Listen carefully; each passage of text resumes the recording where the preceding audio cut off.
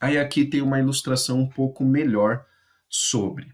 Então, ó, o que nós vemos aqui é um cromossomo duplicado, tá bem? Não é um cromossomo simples. O cromossomo nesse formato de X, ele já está duplicado.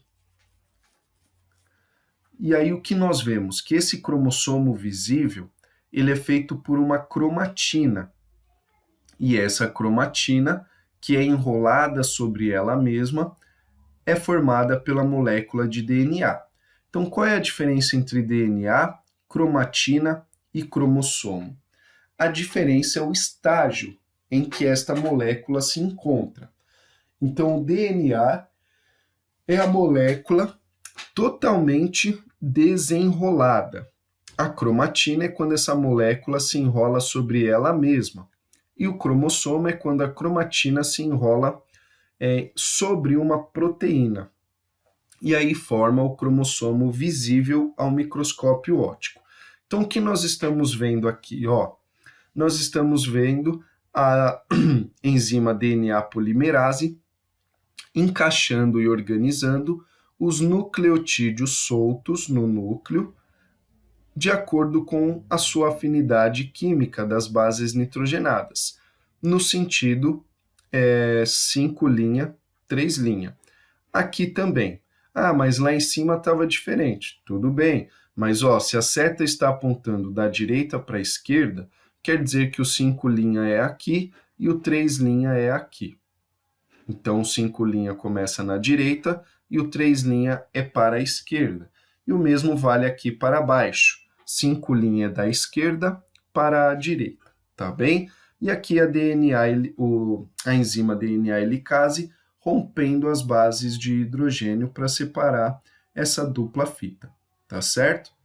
E aí, conforme essa dupla fita vai sendo feita, essa nova molécula, o DNA já vai se espiralizando sobre ele mesmo, tá bem? Então, é algo simultâneo.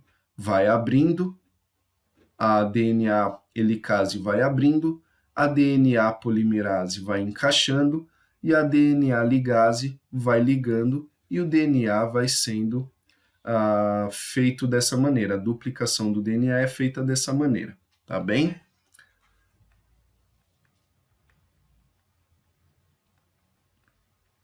Lembrando, o RNA é feito de ribose, é uma fita só, não é uma fita dupla, é uma fita simples, e não tem timina, tem a base nitrogenada uracila, que tem afinidade química com a adenina, tá bem? E serve para transporte de informação. Para que o transporte de informação? Para a síntese de proteína. Então, nós vamos falar aqui um pouco sobre a transcrição, que é a primeira etapa da síntese de proteína, tá bem? A transcrição de RNA. Então, transcrever significa copiar. Então, é feita uma cópia de DNA, só que no formato RNA. Por quê? Porque o DNA é extremamente importante, ele não pode sair do núcleo. Senão ele pode sofrer alguma alteração, o que não é bom para o ser vivo no geral, tá bem? Então, a etapa transcrição tem muito a ver com o que a gente já aprendeu. A enzima DNA helicase passa pelos nucleotídeos, separando as pontes de hidrogênio e abrindo essa fita de DNA, mas não por inteira, em apenas alguns pontos do DNA. Quais pontos? Nos pontos que têm os códigos para a fabricação daquela determinada proteína. Então, quando a DNA helicase passa e abre, as bases nitrogenadas ficam expostas. Na transcrição, as duas fitas não são utilizadas, apenas uma só. A outra fita fica em stand-by, fica em espera. Então, na transcrição, para a síntese de proteínas, apenas uma fita de DNA é utilizada. a outra fita fica aguardando. E aí, essas bases nitrogenadas da fita molde que estão expostas recebem os nucleotídeos soltos do núcleo. Só que aí tem aquela diferença. No caso do DNA, ele tem adenina e timina. No caso do RNA, ele tem adenina e uracila. Então, qual é a base nitrogenada que se liga à timina? No RNA, é a própria adenina. Isso não muda. Mas quando no DNA tem adenina, quem é a base nitrogenada de RNA que vai se ligar à adenina? Aí não é a timina, é a uracila, tá bem? Então, o RNA se diferencia de DNA também por conta dessa base nitrogenada. E aí, nucleotídeo por nucleotídeo, a DNA polimerase vai unindo esses nucleotídeos, um por um, do sentido 5' para o 3', a fita simples de RNA é formada.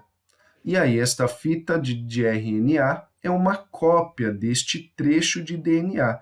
Então, por isso que é chamado de transcrição do RNA. O RNA é copiado a partir de um trecho de DNA. E aí, este RNA, chamado então de mensageiro, vai sair do núcleo e vai para o citoplasma encontrar o ribossomo, para o ribossomo traduzir esses códigos e fabricar uma proteína. O que acontece com o DNA quando o RNA mensageiro já está pronto? A DNA ligase passa, unindo novamente as bases nitrogenadas do DNA, formando a fita dupla de novo. Tá bem?